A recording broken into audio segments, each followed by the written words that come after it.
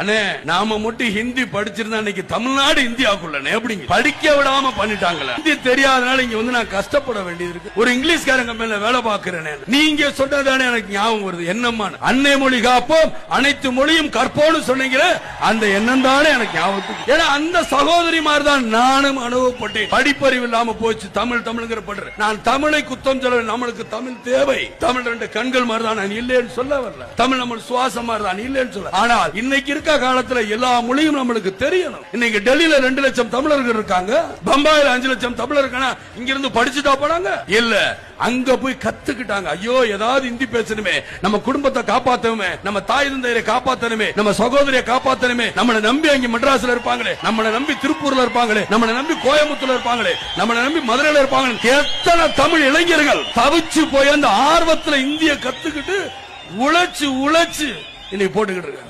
இப்பொழுது மெட்ரிகுலேஷன் ஸ்கூல்ல 3வது மொழியாக இந்த ஹிந்தியை படிக்கிறாங்க. சிபிஎஸ்இ போர்டுல கேந்திரிய வித்யாலயா ஸ்கூல்ல இருக்கு. நமது அரசு பள்ளிகள்ல தான் இல்ல. இத தமிழ்நாடு அரசு தமிழ்நாடு முழுவதும் அரசு பள்ளிகள்ல அந்த மாணவர்கள்ட்ட ஒரு வாக்கெடுப்பு நடத்தினாலே உண்மை தெரிய வரும். அவங்க வீட்டு பிள்ளைகள்லாம் ஹிந்தி படிக்குது. அவங்க நடத்துற பள்ளிகளும் சிபிஎஸ்இ போர்டை தான் நடத்துறாங்க. அவங்க ஒன்னும் நம்ம ஹையர் செகண்டரி போர்டு நடத்தல. அவங்க அறிவுரை எல்லாம் அடுத்தவங்களுக்கு தான். இன்றைக்கு எதிர்க்கிறவர்கள் எல்லாரையும் பாருங்க, அவர்கள் சம்பந்தப்பட்ட பள்ளிகளே அவங்க வீட்டு குழந்தைகளோ எந்த பள்ளியில் படித்தார்கள்